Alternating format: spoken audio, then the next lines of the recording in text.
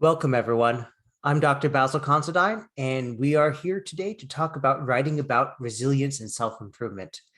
This is one of our targeted webinars available from the Writing Center, where we look at a specific assignment, in this case, an assignment from the EdD program, an assignment where we will look at several principles for how to write about certain topics. In this case, things having to do with oneself, one's test results, and how to improve these things. Many people, when they're writing an APA, will try and keep the focus away from themselves to be more objective, to be more scientific, to have more evidence-based arguments rather than to have subjective opinion. But there does come a time when you want to refer to things that you yourself know and that you learn about yourself and what you plan to do. And APA style does allow you to write about these things and use, for example, the personal pronouns I, me, my, mine to indicate who you're talking about. So we'll delve into that some more in the next hour or so. Because it's the end of the semester, we'll gloss through the normal sort of announcements and just say that we are taking appointments with students right up to the last day that papers are due. So if you would like some input on a draft, you'd like some help navigating an assignment or responding to instructor feedback, either sign up for an appointment or send us an email and we'll be happy to assist you. All right, so our focus today is going to be on 3 objectives. The first one is to understand the week 6 resilience, well-being, and leadership assignment for Leadership 714. Second, to understand how to cite key sources that are used in this assignment. And third, to finish with showing how to go from the assignment instructions to drafting and outlining and pacing yourself, because this is a sort of assignment where it will be very easy to write a great deal more than you have to. And because it's week 6, we all have lots of other things we need to do and obligations that we've temporarily set aside that we need to get back to. So it's very helpful to know exactly what you need to write so you can write exactly what you need, no more, no less, and thus not have to remove any material that you spent a lot of time working on. So let's start out by talking about that assignment. So again, this is for the week 6 assignment for Leadership 714. So let's see what this asks you to do. In this assignment, you will complete a number of readings and or self-assessments to identify facets of resilience, including negative and positive emotions, self-talk, mindset, and explanatory style. These are some tools for self-care. You will discuss how these operate when things go wrong and when things go right, as well as develop strategies to strengthen these areas. Okay, so we can see from this preamble, this introduction to the specific requirements, that it's asking to do a number of things and to talk about areas where we are not as strong as we would like to be, or not as strong perhaps as we can be. And so this is definitely going to involve writing about yourself. The preamble continues, prepare for the assignment by completing the required readings, check, and watching the videos, check. In addition, you will need to complete the following self-assessments from the course textbook and online. And so there's a questionnaire here, and we have the negative self-talk exercise, as well as 3 online quizzes. Now, at this point, you've probably been citing things from the book all along, but we'll cover that just to make sure. And we'll walk through how to cite and refer to the results for each of these assessments that are available online. All right, so the instructions, now that we've gotten all that preamble out, are to write a 3 to 5 page paper. That's 3 to 5 pages of body, so not counting the title page, not counting the references, 3 to 5 pages in which you address a time when things went wrong and a time when things went right. So 2 separate events. And you're specifically asked to address the following. First, in the synthesis section, to synthesize the course readings and resources, demonstrating a solid understanding of the current research on resilience, mindset, grit, and positive emotions. We'll talk a little bit about what current research refers to. But basically this section, the instructions are saying, all right, talk about these concepts, describe them, show that you understand how they fit together and what they mean when combined or applied to a specific situation, including yourself. So this section should have not just sentences where you're summarizing and paraphrasing things from the reading, but also where you have sentences where you compare these things, where you talk about how or why they're important, perhaps how you might be using them, so on and so forth. That's what it means by synthesis. All right, then there's a large analysis section. Now, just by looking at the size of the instructions here, I would say it's pretty clear that the analysis section is supposed to be much larger than the synthesis section. All right, part one, or section one of this. Analyze the results of the assessments completed in the module. Were there any surprises? What was most significant to you? Okay, you've been doing that in some other assignments to date. And then section two, when things went wrong, where you're asked to talk through a number of specific things, problems that you experienced, the negative emotions associated with those, not just state, oh, I had this, but to analyze them through the lens of the course readings. So based on what you've read, what do these mean, or what do you plan to do? What does this suggest? To list and talk about the negative self-talk you engaged in this problematic situation when things went wrong. And how did you explain the cause of the problem based on what you know about explanatory style? And it specifically says that there are three facets that you're supposed to be discussing. In addition, to go through in order, mindset, positivity, and grit to describe how they affected you. Section three, when things went right. This is usually the more fun one to do because it's talking about doing great things. All right, so step one, to list or describe the accomplishment or situation you were experiencing, to talk about the positive emotions that you experienced and to analyze those through the lens of the course reading again, to describe the positive self-talk you engaged in and connect these to mindset, positivity, and grit. So this is basically the same formula as in section two, except focusing on when things went right rather than when things went wrong. Section four. So now reflecting on those things, you're asked to identify and describe strategies to strengthen your positive emotions or positivity ratio, or how to get more positive emotions rather than what you have now, to connect these to explanatory style, mindset, and grit again. So this is a recurring theme. And to relate the information, this is going back to the readings, to the other things that you have done in this course.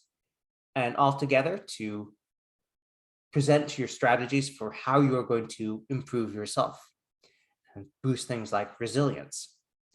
Now, there is that suggestion to look at the Module 7 assignment, so we'll go there in a little bit.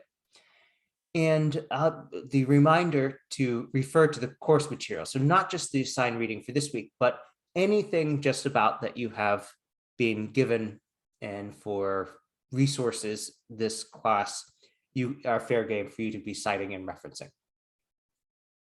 If we look at the rubric here, we see a suggestion about the relative length of the paper. Because of the 12 points here, about 17% is just, is it the specified length, 3 to 5 pages, and good writing, clear to read, formatted correctly, etc. So that's the technical requirements. And then for the content sections, we see of what's left. Those 5 sections, the synthesis plus the 4 analysis sections, we see, 20% of that is for the synthesis section and 20% for each of those subsections of analysis. So what that suggests, if you're writing a paper of around 3 to 5 pages, and we assume that there's going to be an introductory paragraph of some sort, that's going to be at least a third of the page. So we have 2 2/3 to 4 2/3 pages here. So if we look at that, we have a little bit less than a page maximum for each of these sections. So call it around 2 paragraphs. And that's about right to have 2 good-sized paragraphs of synthesis to convey your results, interpret them, and then discuss your reactions to that for section 1 of the analysis, section 2 to present, to describe things, and then break that down through the lens as specified. Same thing with when things went right. And then to have 2 or 3 paragraphs at the end to talk about your strategies to strengthen yourself, which is itself a sort of conclusion tying all these things together. Then you will end up with a paper of roughly 3 to 5 pages in length. So can you get away with 1 paragraph with a good amount of detail and clear arguments for some of these sections? Yes, but it's going to be somewhere in that, half a page to 2/3 of a page range for each section. So it's either 1 very substantial paragraph or 2 average sized paragraphs, and that's going to be about right. So let's now look at some of the sources for this assignment. And there are some old ones that you can cite, like the course textbook, any prior readings from the previous one, even prior tests, but we have some new ones this week. So the syllabus contains the information that you need for one of the sources for this week's reading, the book Self-Leadership, The Definitive Guide to Personal Excellence. Now, the information in the syllabus is very helpful for finding the book, but whenever you get reference information, you want to check and make sure that it is formatted in APA style with no more and no less than what is required in APA style, and that it is all formatted for that, because there are many similar looking styles and information that might be included in the syllabus that wouldn't actually be included in a strict APA style reference. And that's the case here. I've highlighted the 2 pieces of information that need to be changed. So the addition information, parentheses, second ED, should be in parentheses. Yes, but it should not be italicized. We also need a period at the end. Now, the ISBN is very helpful because it tells you exactly the edition, paperback versus hardcover, etc., that you need to order a copy of this. However, the edition is actually not part of a reference in APA style. So how would you cite this in the body of your paper? Well, we'd abbreviate the author list to NEC et al. So just the last name, press the ET, meaning and, AL period, that's short for the Latin ale, NEC and so forth, basically, or as it goes if we're being very literal and classical about it. So NEC and so forth, published in 2019. And the other form of that, parentheses, NEC et al. Period, comma, 2019. And here's what the reference would look like. Again, we're removing the italics on the edition information, adding a period after ED because that is an abbreviation, and getting rid of that ISBN number.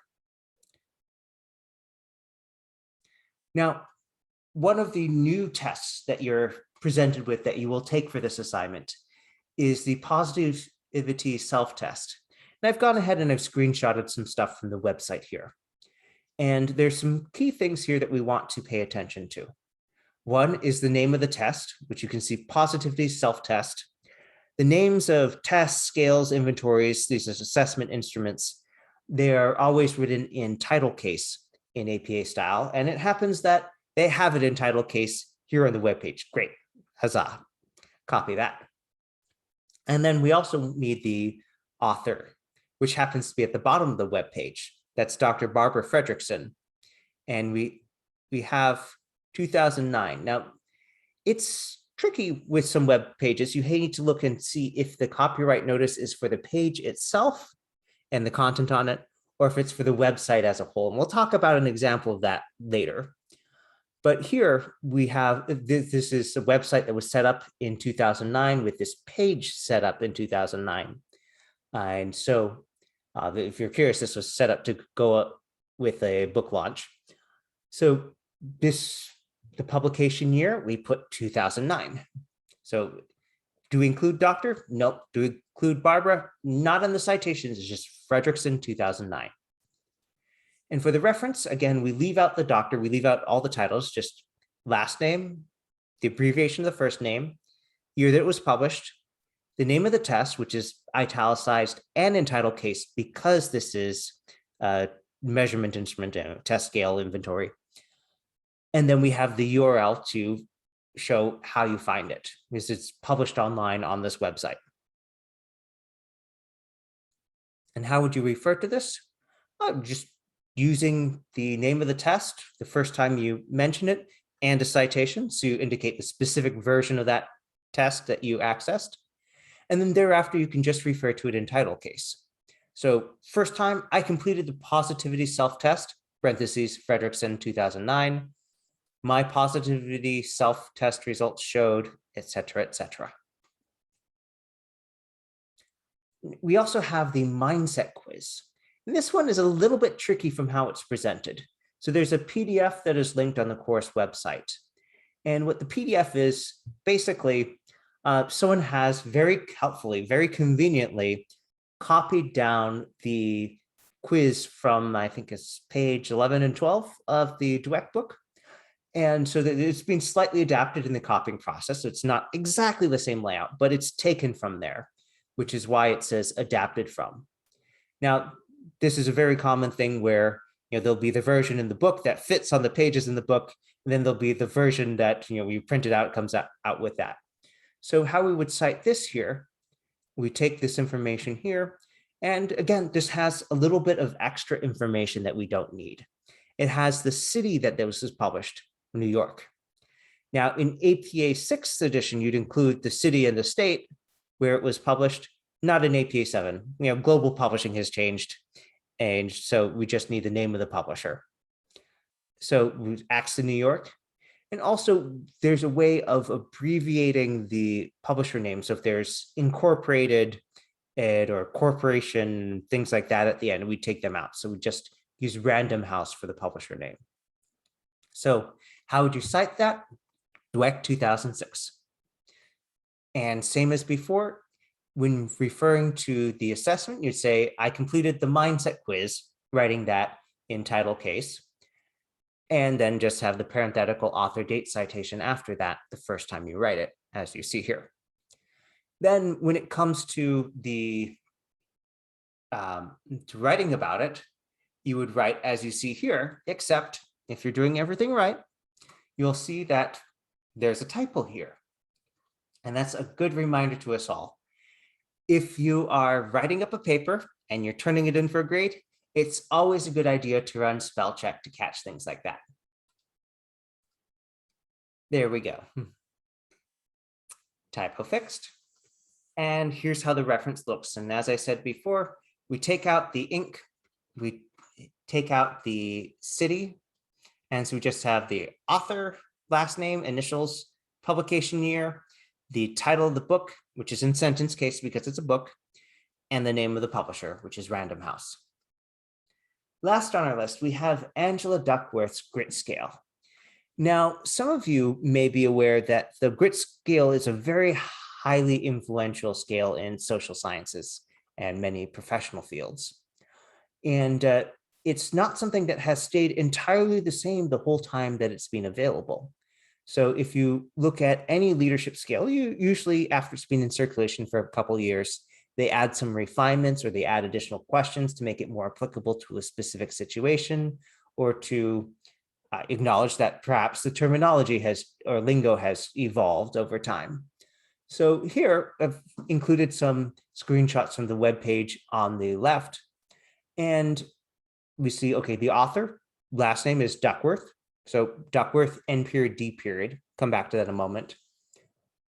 And you'd refer to it in the same manner as before. I completed the grit scale, Duckworth, N period, D period. Now, you might ask, why aren't we using that 2021? Why aren't we using that copyright date there? And that's because there's a different facet of the information that we have on this website versus that older one that we looked at with it 2008, I believe it was, because that was a case where it's very clear that the web page had been created in 2008, and as opposed to this situation where, as is very common on websites these days that use themes, where you have a copyright notice at the bottom that has the current year in it, and that just automatically updates. And if in doubt, if you're not sure about a website, you can always write the Writing Center and we'll help you make sense of what's going on. But in this case, we have a copy of the grit scale. We don't know when exactly this copy was created and published online. And that's why we put the N period D period, which just stands for the Latin phrase non datum, which just means no date, not dated. All right, so those are the key sources.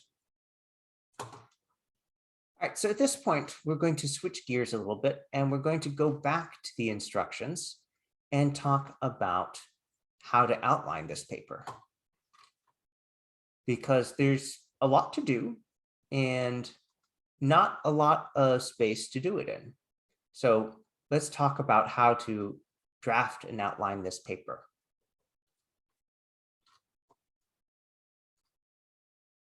Now, the first step that I'm going to recommend is to take your draft, just a blank copy of a template, and to copy and paste the instructions from the assignment.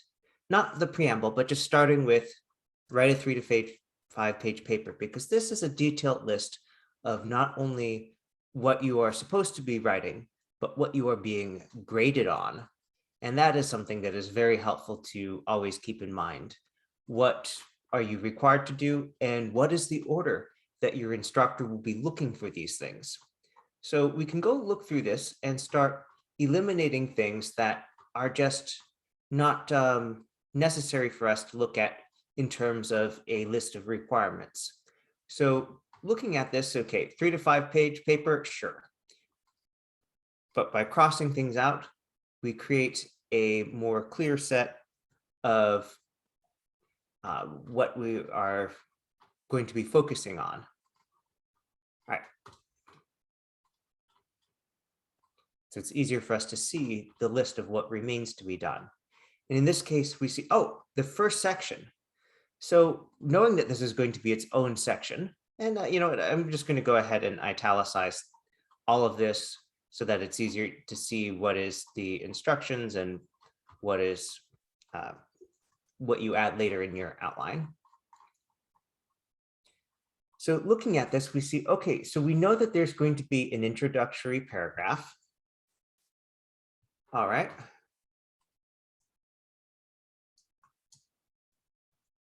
We should always have an introduction for a paper. In this case, it's going to include an outline of a major section. So we need to introduce what is this paper about.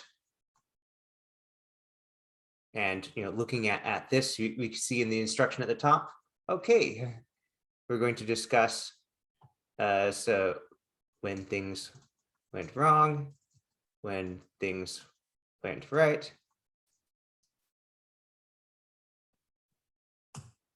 presumably lessons learned, and going to include, you see the content just looking at this outline. Okay, synthesis of prior material.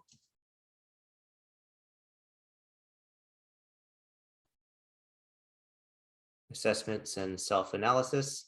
That's coming right from here. And then we're going to get that detailed discussion. So I see, oh, okay, so that when things went wrong, when things went right, that's going to be part of our outline here.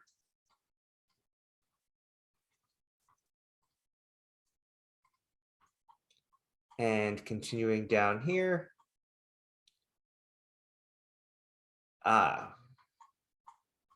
we have section 4, strategies.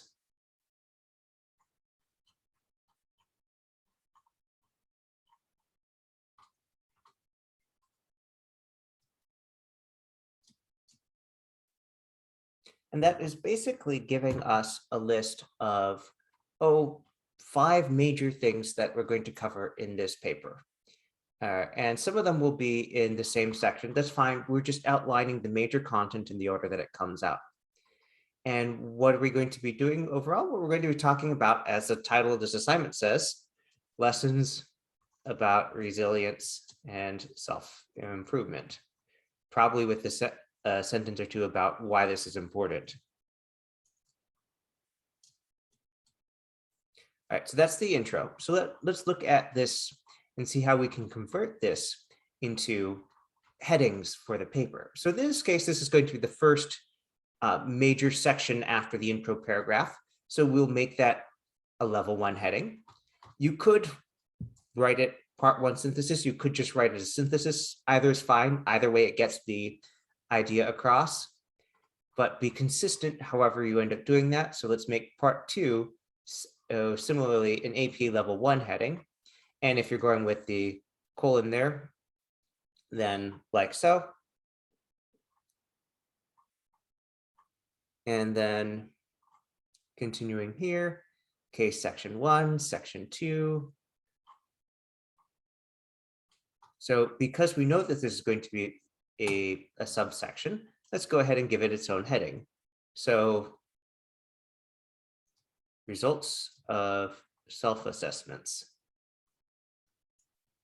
All right, and because this is a subsection of the APA level 1 heading, it's going to be a level 2. And you can see that's how it gets formatted. And this is actually giving us 3 specific things to focus on here. So again, I'm going to use crossouts. And now I'm going to divide these into bullets. This analyze, so that's going to involve stating and analyzing them.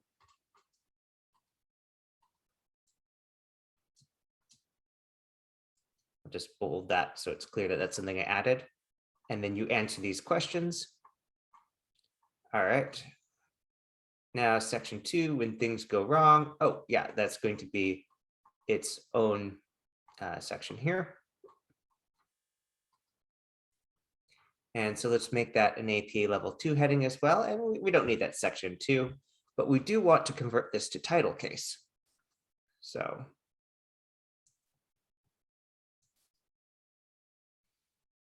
and then of course you'll be answering these U's as I's. And we have a long list here, and I see a sub bullet here. So I mentioned that you're probably going to have 2 to 3 paragraphs from most of these sections here, just based on the grading. And here you see we have this question here and 3 facets that are supposed to be discussed. So that looks like this is supposed to be in 1 paragraph. You talk about the problem in different facets of that, the emotions, the self-talk, and then step back for this assessment. How do you explain this and specifically go into those 3 facets? Now, this is something where it's a source here, and let's take a look at what this is. So if you follow that link, that will bring up this resource here.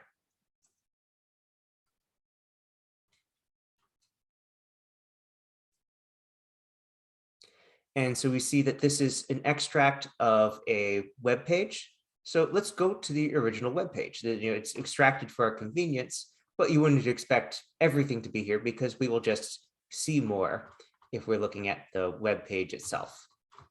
And in fact, that is the case when we look here and see, okay, so this is on a Positive Psychology website, authored by Karen Wadey, published 2010 on this date. And we're looking for, okay, what is the official name of this publication, of this website? This doesn't tell us what it is. It's just the parent organizations. So if we go to this home link here,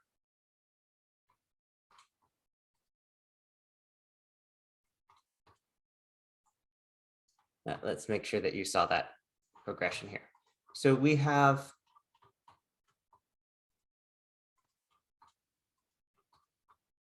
you follow the link from the course website and you get to this page here. And we see the full title at the top. We see the author here.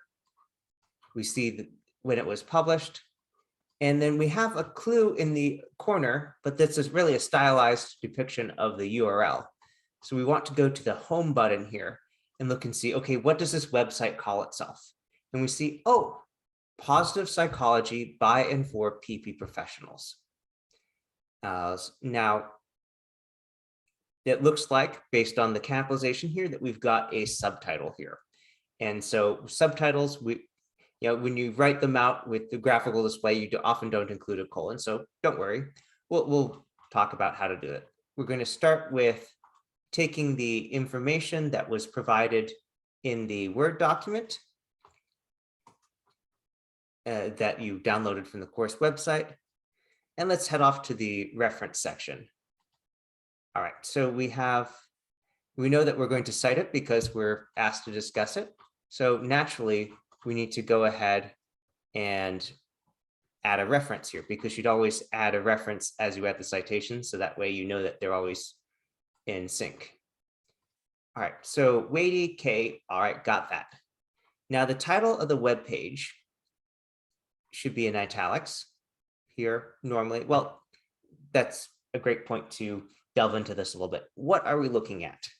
So with APA style, a general rule is what something is matters more than how exactly you access it. So if you have something on a website that is a journal article, you just cite it as a journal article. In this case, we have something we know that was published in a periodical format. And so the question is, what is the exact format that we should be using here?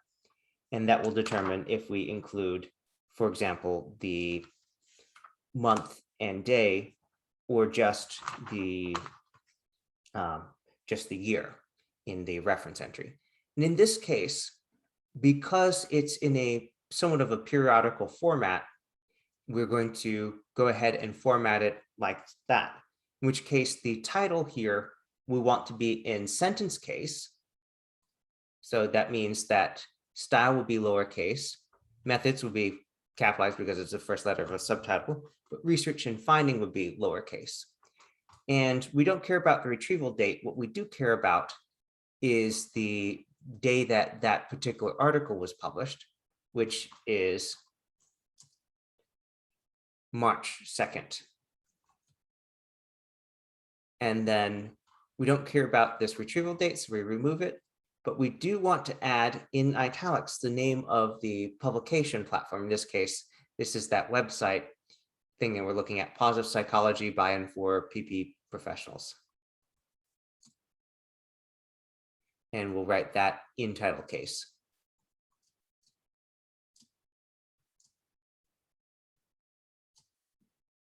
And there you have it. So that's how that source gets referenced. And for cited, it's just weighty 2010.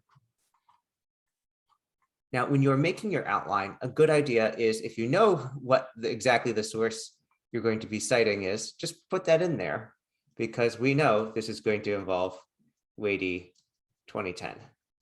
And there are 3 facets of explanatory style here. You can go ahead and look at the resource if you don't remember them right now. But we have those 3 facets. And so you know that there will be 3 things to discuss. And so you can put in your outline, number 1, number 2, number 3, and you'll be citing this in all of them. So even before you go and do the reading to refresh your mind about what that is, you know you're going to have to be discussing all 3 points. You don't just dive into one, give us the general sentence.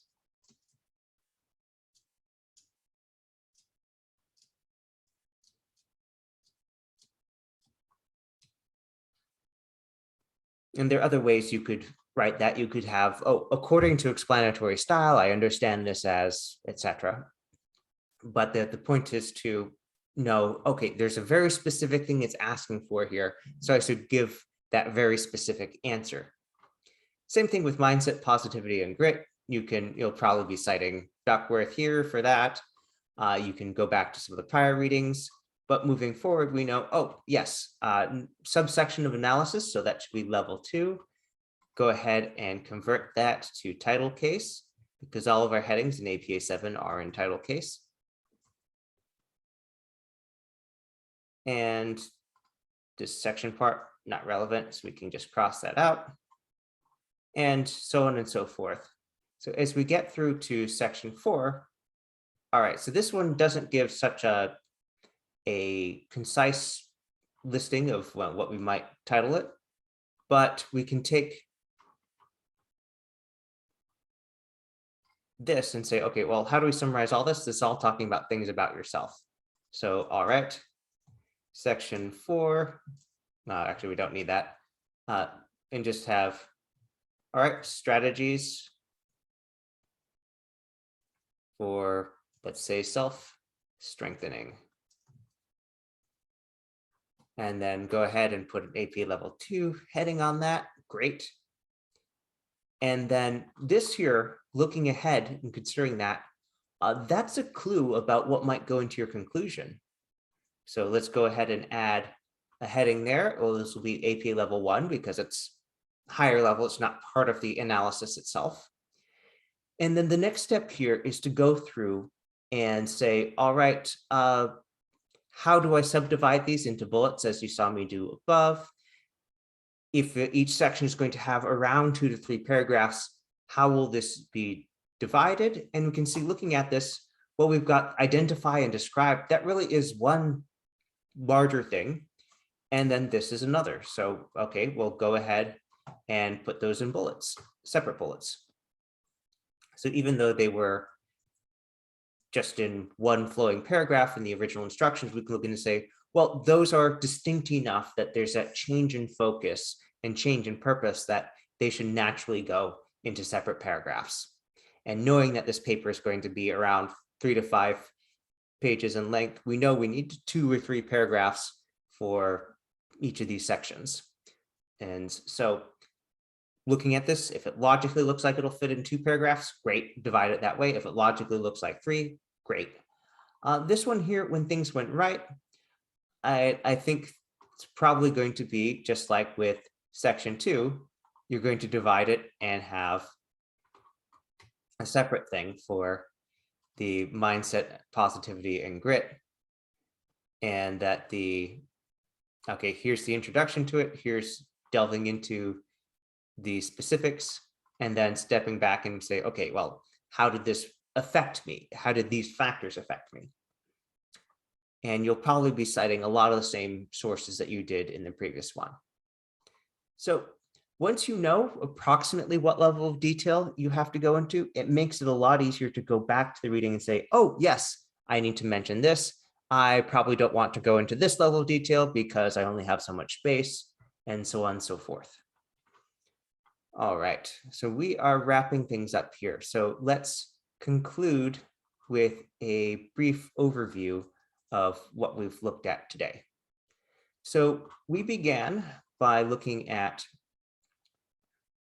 the question of, what is this assignment asking for? How do you cite the key resources here? And then finished with outlining, what does it look like in practical terms to convert these instructions on what you're supposed to do into an outline where you can go in and say, all right, this is what I need to write here, for the instructor to go and say, all right, I need this. Oh, they wrote it. Yep, that's clear. Check. All right, so the next thing, we need an explanation. Oh, they have it here. I can tell because the wording aligns with the paragraph that is what I was asking for there. And make sure that you answer each prompt directly.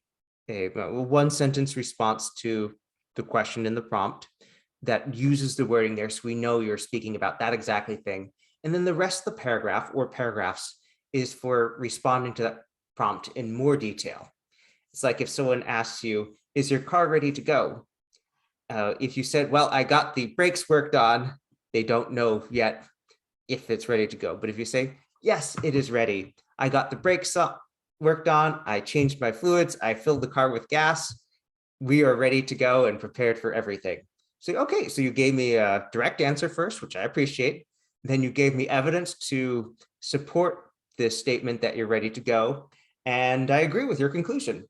Awesome.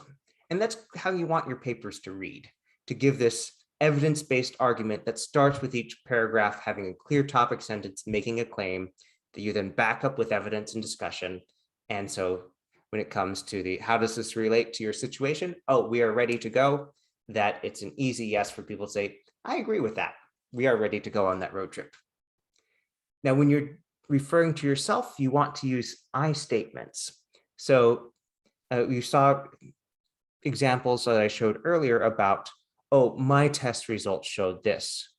And similarly, I was in a situation, the time I have picked. So when it's clarifying about who did what and that person is you, then absolutely, please use I.